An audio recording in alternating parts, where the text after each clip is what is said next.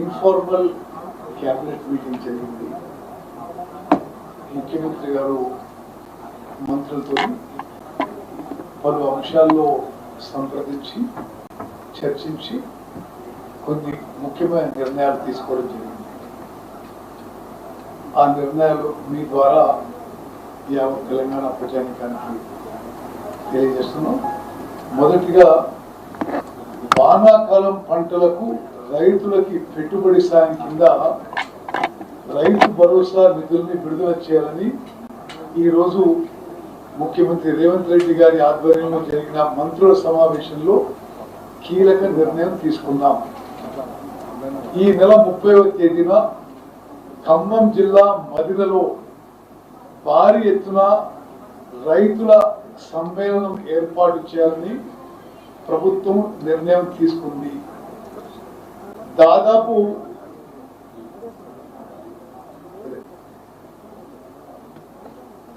ఆ రోజు భారీ బహిరంగ సభ ఏర్పాటు చేసి అదే వేదిక నుంచి రైతు భరోసా నిధులని పంపిణీ చేయాలని ఈరోజు సమావేశం నిర్ణయం తీసుకోవడం జరిగింది. అదే వేదికపై నుంచి రైతు భరోసా నిధులను రాష్ట్రంలోని రైతుల ఖాతాలో జమ చేయటం ప్రారంభమవుతుంది. రైతులు పండించే సన్నధాన్యానికి రాష్ట్ర ప్రభుత్వం చెల్లించే బోనస్ 7 రకాల సన్నాలకు ఇవ్వాలని ఈరోజు మంత్రుల సమావేశం నిర్ణయం తీసుకుంది. మార్కెట్లో ఆ వెరైటీలకు ఉన్న డిమాండ్, ప్రజల అవసరాల మేరకు ప్రభుత్వం ఈ నిర్ణయం తీసుకుంది.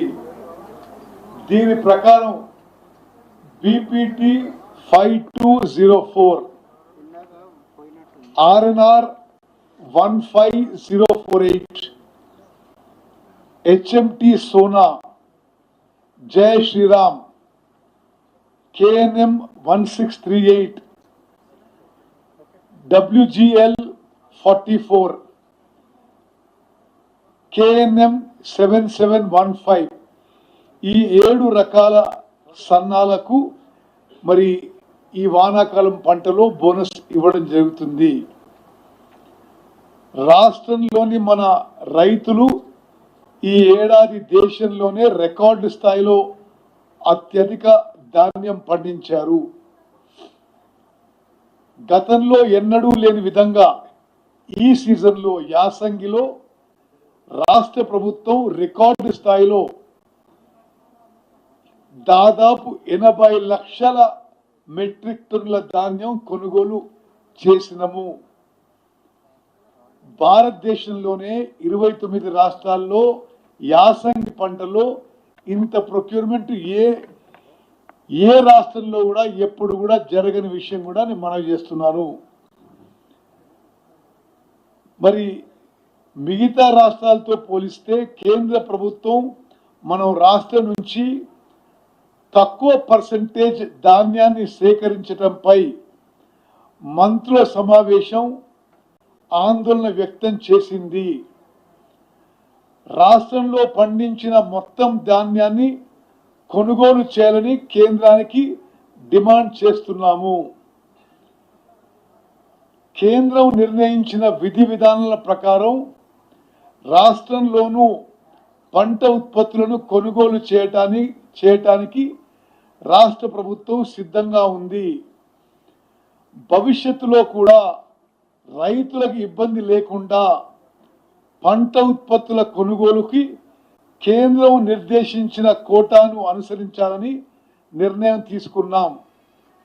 ఇకపై కేంద్రం ఏ పంట ఉత్పత్తులకు ఎంఎస్పి నిర్ణయించి కొనుగోలు చేస్తుందో ఆ పంటలను అంతే కోటాలో రాష్ట్ర ప్రభుత్వం తరఫున కొనుగోలు చేయాలని నిర్ణయం తీసుకున్నాం. వానాకాలం సీజన్కు రాష్ట్రానికి కేటాయించిన ఎరువుల కోటాను వెంటనే విడుదల చేయాలని కేంద్రానికి విజ్ఞప్తి చేస్తున్నాము. రైతులు ఇబ్బంది పడకుండా ఎరువుల కోటాను విడుదల చేయాలని ఇప్పటికే పలుమార్లు కేంద్రానికి మా గౌరవ మంత్రివర్యులు తుమ్మల నాగేశ్వరరావు గారు అనేక మార్లు లేఖలు రాశారు. కేంద్రం వెంటనే ఎరువుల కోటాను విడుదల చేయాలని, త్వరలోనే ఢిల్లీకి వెళ్ళి మరోసారి విజ్ఞప్తి చేయాలని ఈరోజు నిర్ణయం తీసుకోవడం జరిగింది.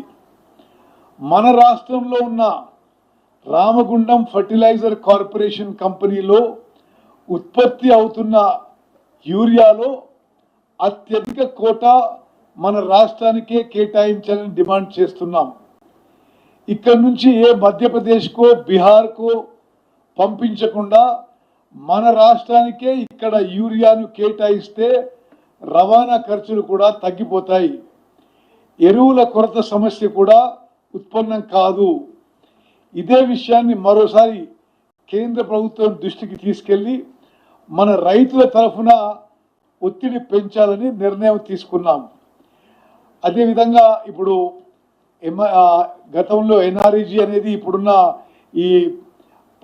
ఈ పథకం, ఇది రామ్జీ పథకం, విబీజీ రామ్జీ పథకం గురించి సీతక్క గారిని మాట్లాడతారు. మరి ఒక నిమిషం రిఫ్రీజ్ చేస్తారు వేరే విషయాలు. మెట్రో విస్తరణకు అవసరమైన అనుమతులు ఇవ్వాలని కేంద్ర ప్రభుత్వానికి విజ్ఞప్తి చేస్తున్నాం. ఐఆర్ఎఫ్సి నుంచి ఒప్పందం ప్రకారం రావాల్సిన రుణాన్ని వెంటనే మంజూరు చేయించాలని కోరుతున్నాము. హైదరాబాద్ ట్రాఫిక్ ప్రయాణికుల అవసరాల దృష్ట్యా మెట్రో ఫేజ్ 2 విస్తరణ అత్యంత కీలకం. అందుకే మన రాష్ట్రం నుంచి ప్రాతినిధ్యం వహిస్తున్న కేంద్ర మంత్రులు, బీజేపీ ఎంపీలందరూ కూడా మెట్రో విస్తరణకు సహకరించాలని కోరుతున్నాం. రాష్ట్ర అభివృద్ధికి అడ్డంకులు సృష్టించకుండా కేంద్రం నుంచి రావాల్సిన అనుమతులు ఇప్పించేందుకు ఆ పార్టీ నేతలు కలిసి రావాలని విజ్ఞప్తి చేస్తున్నాం. తెలంగాణ ప్రభుత్వం మరో కీలక నిర్ణయం తీసుకున్నది. రాష్ట్ర మంత్రివర్గ సమావేశాలు పేపర్లెస్గా నిర్వహించే పద్ధతికి ఈ రోజు నుంచి శ్రీకారం చుట్టింది. ముఖ్యమంత్రి రేవంత్ రెడ్డి గారి అధ్యక్షత జరిగే కేబినెట్ సమావేశాలు అన్నింటికీ ఇకపై తెలంగాణ డిజిటల్ కేబినెట్గా నిర్వహిస్తారు. ఈ రోజు ఐటీ విభాగం తరఫున మంత్రి శ్రీధర్ బాబు గారు ముఖ్యమంత్రి డిప్యూటీ సీఎం మంత్రులందరికీ స్పెషల్ ట్యాబ్లని అందజేశారు. డిజిటల్ కేబినెట్ అమలు తీరును కూడా అందరూ స్వయంగా పరిశీలించారు. ఇకపై ఈ బుక్ ద్వారానే కేబినెట్ సమావేశం ఎజెండా, నోట్స్ అన్ని మంత్రులకి అందుబాటులో ఉంచుతారు. పేపర్లెస్ గవర్నెన్స్ లో భాగంగా తెలంగాణ డిజిటల్ కేబినెట్ అమల్లోకి తీసుకువచ్చినట్లు తెలియజేయటం ఆనందంగా ఉంది. ఇకపై కాగితాలతో పని లేకుండా డిజిటల్ విధానంలో కేబినెట్ మీటింగ్లు జరుగుతాయి. ఈ నెల 21వ తారీఖున దేశమంతటా నీట్ పరీక్ష జరగనుంది. రాష్ట్రంలో దాదాపు 2008 పరీక్షా కేంద్రాల్లో 2,95,000 మంది విద్యార్థులు ఈ పరీక్ష రాస్తున్నారు. ఈ పరీక్షకు హాజరయ్యే విద్యార్థులందరికీ ఆర్టీసీ బస్సుల్లో ఉచిత ప్రయాణ సదుపాయం కల్పించాలని ప్రభుత్వం తరఫున నిర్ణయం తీసుకున్నాము.